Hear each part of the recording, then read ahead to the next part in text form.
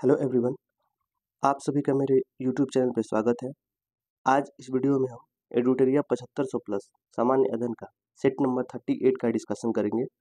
इससे पहले के वीडियो में मैंने 37 से डिस्कशन करा दिया है। अगर आप सबने उस वीडियो को नहीं देखा है तो पिछले सारी वीडियो को देख लीजिए। फ्रेंड्स, अगर आप मेरे चैनल पर नए हैं और वीडियो पहली बार देख रहे हैं तो प्लीज़ मेरे चैनल को सब्सक्राइब कर दीजिए और वीडियो पसंद आए तो वीडियो लाइक भी कर दीजिए और एक बार अपने स्टडी ग्रुप और फ्रेंड सर्किल में शेयर भी कर दीजिए। तो चलिए स्टार्ट करते हैं बिना किसी देरी के।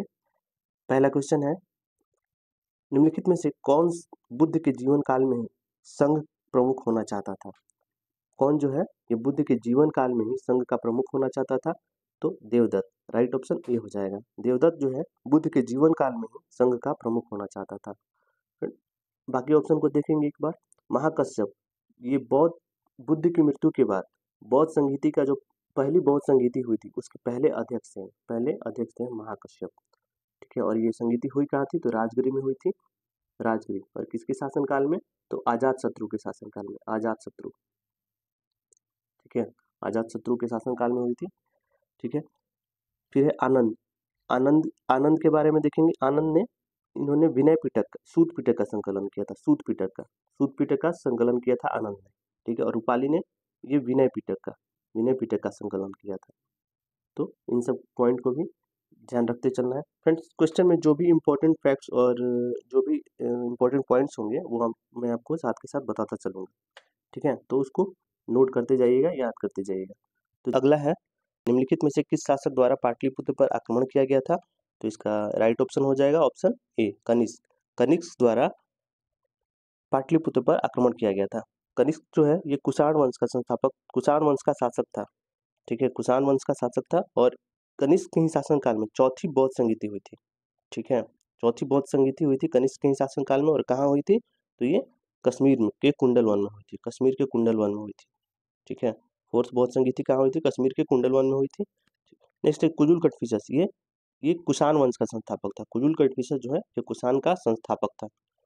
अगला देखेंगे, संगमकालीन किस शासक को लाल चेर के नाम से जाना जाता है? संगमकालीन किस शासक को लाल चेर के नाम से जाना जाता है? तो ये सेनगुटवन को जाना जाता है। राइट ऑप्शन ए हो जाएगा, सेनगुटवन। संगमकालीन शासक था सेनगुटवन, उसको लाल चेर के नाम से जाना जाता है।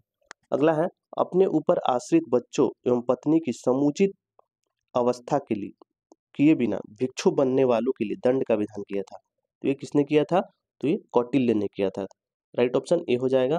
अपने ऊपर आश्रित बच्चों एवं पत्नी की समुचित अवस्था किए बिना भिक्षु बनने वालों को दंड का विधान किया गया था। तो ये किसने किया था? तो कौटिल्य ने किया था। कौटिल्य, इनकी ये अर्थशास्त्र, इनकी एक पुस्तक है अर्थशास्त्र, जिसमें किसका वर्णन है? तो राजनीतिक शास्त्र का वर्णन है। राजनीतिक से संबंधित विज्ञान का वर्णन है। अगला है, निम्नलिखित में से कालक्रम के अनुसार बढ़ते क्रम में कौन सा विकल्प सही है? बढ़ते क्रम में कौन सा विकल्प सही है बताना है। तो इसका राइट ऑप्शन बी हो जाएगा। चंपारण आंदोलन 1917 में हुआ था। जलियांवाला बाग 1919 में हुआ था। पुतला विद्रोह हुआ था, ये 1921 में हुआ था। और चौरी चौरा 1922 में हुआ था। ठीक है, 1922 में। तो राइट ऑप्शन हो जाएगा ऑप्शन बी हो जाएगा, ऑप्शन बी। अगला है, स्त्री धर्म विचार नामक पुस्तक किसने लिखी थी? तो ये राम चड्ढा ने लिखी थी, Ram Chadha. Right option A हो जाएगा। स्त्री धर्म विचार पुस्तक किसकी है? तो ये राम चड्ढा की पुस्तक है। अगला है, the all India depressed class federation की स्थापना किसने की थी? तो ये बी आर अम्बेडकर ने की थी। The all India depressed class federation की स्थापना किसने की थी? तो बी आर अम्बेडकर ने की थी।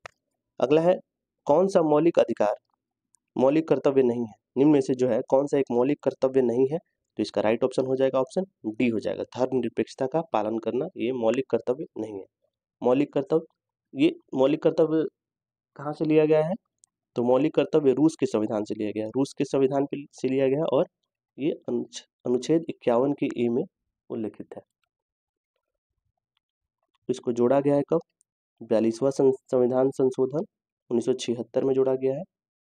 सरदार स्वर्ण सिंह की सिफारिश पर जोड़ा गया। ठीक है, याद रखिएगा। अगला देखेंगे, राजभाषा समिति में शामिल होते हैं। राजभाषा समिति में कौन कौन शामिल होते हैं? तो लोकसभा, राज्यसभा के दोनों सदस्य शामिल होते हैं। राइट ऑप्शन सी हो जाएगा।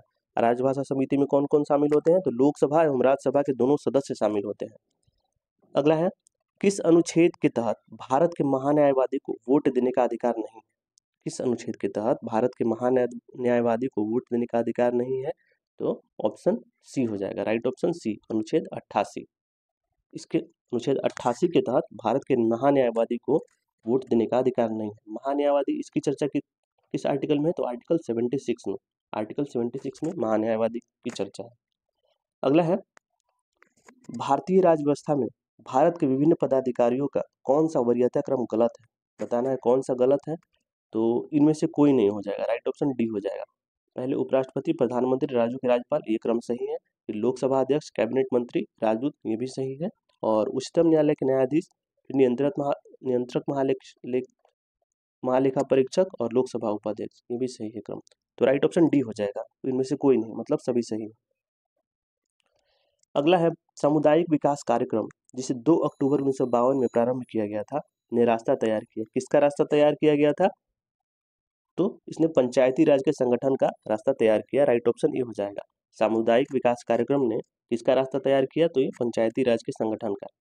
अगला है, जातीय भेदभाव किस सिद्धांत के विरुद्ध है? जातीय भेदभाव जो है ये किस सिद्धांत के विरुद्ध है? तो इसका राइट ऑप्शन हो जाएगा सामाजिक समानता तथा सामाजिक न्याय के लिए सिद्धांत के विरुद्ध है। जातीय भेदभाव किसके विरुद्ध है? तो सामाजिक समानता तथा सामाजिक न्याय के लिए सिद्धांत के विरुद्ध है। अगला देखेंगे, निम्नलिखित में से वह कौन सा अधिकार है जिसकी गणना भारत के संविधान में नहीं की गई है लेकिन उसे उच्चतम न्यायालय ने मौलिक अधिकार बताया है? तो कौन सा अधिकार है? तो यह है निजता का अधिकार, राइट ऑप्शन ए हो जाएगा, निजता का अधिकार। निजता का अधिकार को उच्चतम न्यायालय ने मौलिक अधिकार बताया। मौलिक अधिकार जो है ये भाग 3 में, संविधान के भाग 3 में वर्णित है और अमेरिका के संविधान से लिया गया है, अमेरिका के संविधान से लिया गया है। अगला देखेंगे, the poverty of political economy. The poverty of political economy के पुस्तक कौन थे? तो ये इनका नाम था Meghnad Desai, right option B हो जाएगा, B. The poverty of political economy पुस्तक के लेखक कौन है? तो मेघनाथ देसाई है। अगला है, बलियारिक द्वीप समूह कहाँ है? बलियारिक द्वीप समूह ये कहाँ है? तो ये भूमध्य सागर में स्थित है, राइट ऑप्शन ए हो जाएगा। बलियारिक द्वीप समूह कहाँ है? तो ये भूमध्य सागर में है। अगला देखेंगे, विभिन्न तेल उत्पादक क्षेत्र और उनसे संबंधित स्थानों के संबंध में कौन सा युग्म सही सुमेलित नहीं है? कौन सा सही सुमेलित नहीं है बताना है। तो इसमें सही सुमेलित कौन कौन सा नहीं है? तो ऑप्शन 1 और 4 ये सही सुमेलित नहीं है, राइट ऑप्शन सी हो जाएगा। बाकी कलोल गुजरात में है और नहरकटिया ये भी असम में है। बसीन ये मुंबई हाई का तेल क्षेत्र है, मुंबई हाई, ठीक है, मुंबई हाई का तेल क्षेत्र है। और मोरन जो है असम में है, मोरन तेल क्षेत्र कहाँ है? असम में है। तो इसका राइट ऑप्शन सी हो जाएगा, सी। हिरण्यवाह किस नदी को कहा जाता है? हिरण्यवाह जो है ये किस नदी को कहा जाता है? तो ये सोन नदी को कहा जाता है, राइट ऑप्शन ए हो जाएगा। हिरण्यवाह सोन नदी को कहा जाता है। अगला है, सूची 1 का मिलान सूची 2 से कीजिए और बताना है कौन सा किससे संबंधित है। बर्ड फुट डेल्टा जो है ये हो जाएगा मिसिसिपी से संबंधित है और एस्टुरियन डेल्टा ये मैकेंजी से संबंधित है और ट्रिपल डेल्टा ये है, ये नील डेल्टा, ट्रिपल डेल्टा नील डेल्टा हो जाएगा, इससे संबंधित है। और आर्क्यूट डेल्टा ये महानदी डेल्टा से संबंधित है। तो इसका राइट ऑप्शन हो जाएगा 2, 1, 3, 4, राइट ऑप्शन बी हो जाएगा, 2, 1, 3, 4। अगला देखेंगे, जैविक खाद के लाभ है। जैविक खाद के लाभ देखेंगे कौन कौन से लाभ है। तो मिट्टी में जल धारण की क्षमता में वृद्धि, मिट्टी के समृद्ध बनाने में सहायक और मिट्टी में जीवाणुओं की संख्या में वृद्धि, मतलब तीनों सही है, इनमें से सभी, राइट ऑप्शन डी हो जाएगा। अगला है, भारतीय अंतर्देशीय जलमार्ग प्राधिकरण का गठन किस वर्ष हुआ था? भारतीय अंतर्देशीय जलमार्ग प्राधिकरण का गठन जो है ये किस वर्ष हुआ था? तो ये 1986 में हुआ था, राइट ऑप्शन ए हो जाएगा, 1986। अगला है, लौह अयस्क के संबंधी प्रिंस चार्ल्स पर्वत ये कहाँ स्थित है? प्रिंस चार्ल्स पर्वत ये कहाँ स्थित है? तो इसका राइट ऑप्शन हो जाएगा ऑप्शन ए, अंटार्कटिका में। अंटार्कटिका में स्थित है प्रिंस चार्ल्स पर्वत जो कि लौह अयस्क से संबंधित है। अगला देखेंगे, भारत में निम्नलिखित में से किस प्रकार के वन सर्वाधिक बृहद क्षेत्र में पाए जाते हैं? किस प्रकार के वन सर्वाधिक बृहद क्षेत्र में पाए जाते हैं भारत में? तो इसका राइट ऑप्शन हो जाएगा ऑप्शन सी हो जाएगा, उष्णकटिबंधीय आर्द्र पर्णपाती वन। उष्णकटिबंधीय आर्द्र पर्णपाती वन जो है ये भारत के बृहद क्षेत्र में पाए जाते हैं। अगला है, चांद को पृथ्वी की परिक्रमा करने के दौरान किसी न किसी तारों के समूह से गुजरना पड़ता है, इस तारों के समूह को क्या कहा जाता है?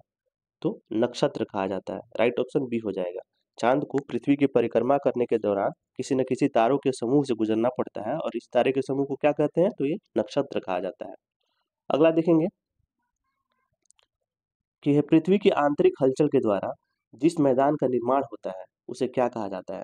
तो पृथ्वी की आंतरिक हलचल के कारण जिस मैदान का निर्माण होता है उसे क्या कहा जाता है, तो ये रचनात्मक मैदान होता है। रचनात्मक मैदान, राइट ऑप्शन ए हो जाएगा, रचनात्मक मैदान कहा जाता है। अगला है खादीन और जोहड़ क्या है। खादीन और जोहड़ क्या है, तो ये वर्षा जल संग्रहण पद्धति है, राइट ऑप्शन ए हो जाएगा। खादीन और जोहड़ क्या है, तो वर्षा जल संग्रहण पद्धति है। अगला है निम्नलिखित में से कौन सा कथन सत्य है। सत्य बताना है कि कौन सा सत्य है, तो ये पृथ्वी के ऊपरी परत को भूपर्पट्टी कहते हैं जिसकी मोटाई और गहराई 35 किलोमीटर होती है, ये सत्य है। समुद्र तल पर पर्पट्टी की मोटाई जो है 5 किलोमीटर होती है, ये भी सही है। और भूपर्पट्टी के नीचे मेंटल 2900 किलोमीटर की गहराई तक फैला, ये भी सही है। तो फ्रेंड इसका राइट ऑप्शन हो जाएगा ऑप्शन डी, इनमें से सभी, मतलब इनमें से सभी सही है, सारे सत्य है कथन। अगला है कॉन्टैक्ट लेंस जो है ये किससे बनाए जाते हैं। कॉन्टैक्ट लेंस जो है किससे बनाए जाते हैं, तो ये इसका राइट ऑप्शन हो जाएगा ऑप्शन बी हो जाएगा, पॉलीस्टाइरीन से बनाया जाता है। पॉलीस्टाइरीन से बनाए जाते हैं कॉन्टैक्ट लेंस। अगला है क्रिस्टलीकरण निम्न में से किसका उदाहरण है। क्रिस्टलीकरण जो है एक निम्न में से किसका उदाहरण है, तो ये भौतिक परिवर्तन का उदाहरण है, राइट ऑप्शन ए हो जाएगा, भौतिक परिवर्तन। अगला है किस ताप पर गैस के निश्चित द्रव्यमान का आयतन कम करने पर, स्थिर ताप पर गैस के निश्चित द्रव्यमान का आयतन कम करने पर दाब पर क्या प्रभाव पड़ेगा। तो बताना है दाब पर क्या प्रभाव पड़ेगा, तो इसका दाब बढ़ेगा, दाब बढ़ेगा। स्थिर ताप पर गैस के निश्चित द्रव्यमान का आयतन कम करने पर दाब बढ़ेगा, राइट ऑप्शन बी हो जाएगा। अगला है तरल ब्लीच का मुख्य घटक निम्न में से क्या है। तरल ब्लीच जो होता है उसका मुख्य घटक क्या है, तो इसका मुख्य घटक है sodium hypochlorite, sodium hypochlorite, right option D हो जाएगा।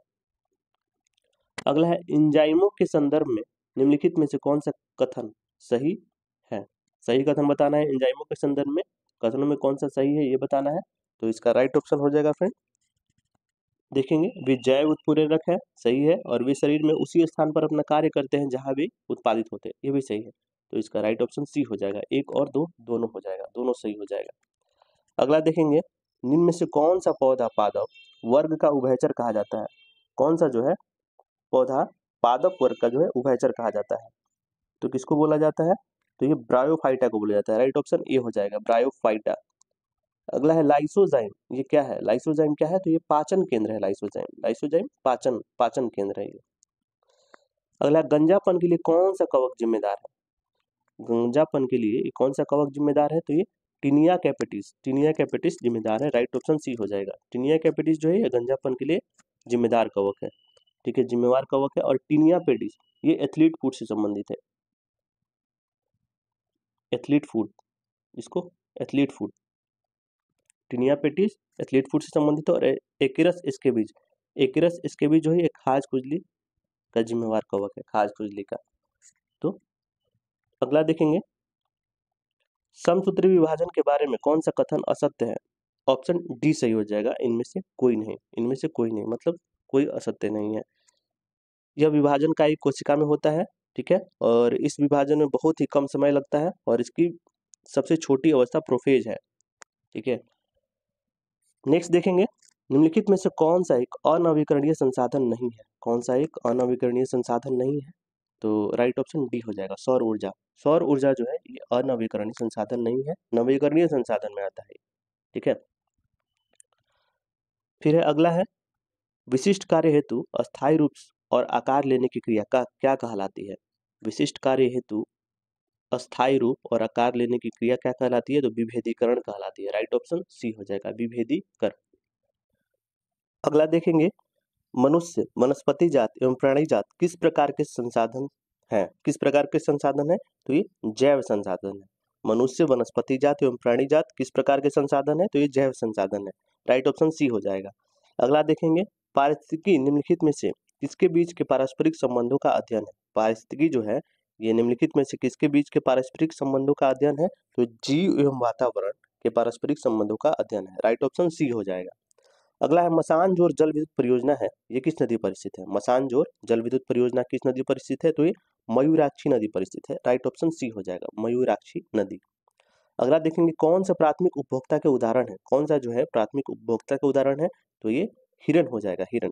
केवल 2, राइट ऑप्शन बी हो जाएगा।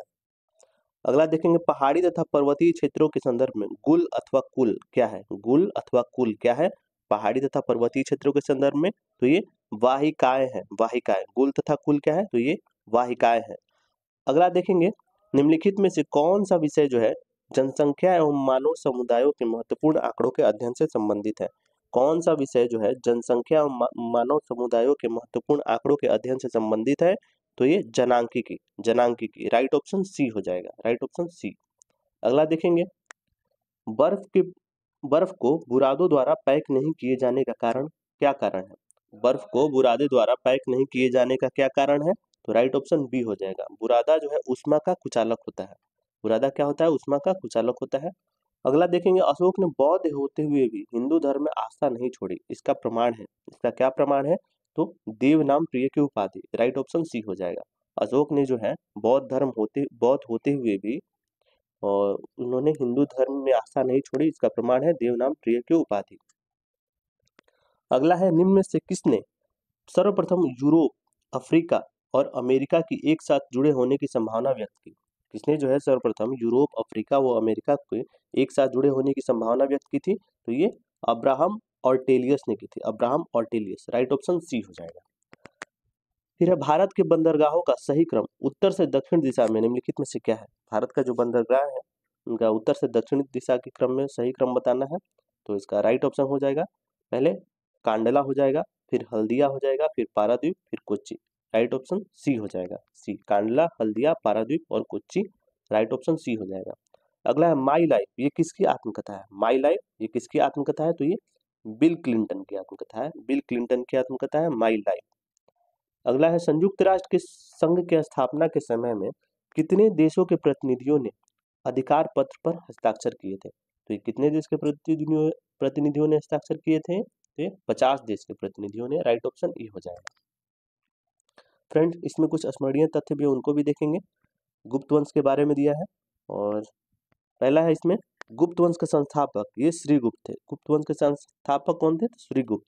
गुप्त वंश का प्रथम महान सम्राट था चंद्रगुप्त प्रथम, इसने महाराजा धीराज की उपाधि धारण की थी और इसने गुप्त वंश की गुप्त संवत की शुरुआत की थी। गुप्त संवत की शुरुआत किसने की थी, तो ये चंद्रगुप्त प्रथम ने की थी और इसने महाराजा धीराज की भी उपाधि धारण की थी।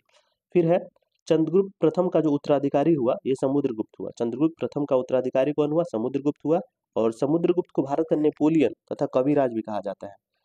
इसने परम भागवत की उपाधि धारण की, तो समुद्रगुप्त ने किसकी उपाधि धारण की, तो ये परम भागवत की उपाधि धारण की, परम भागवत।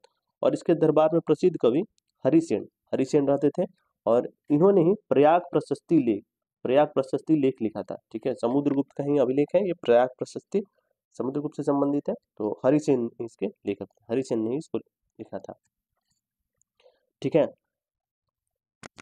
तो फ्रेंड्स आज का ये सेशन आप यहीं पे समाप्त होता है।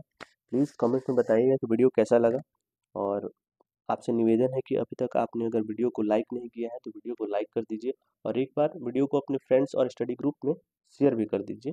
तो आज के लिए इतना ही, धन्यवाद।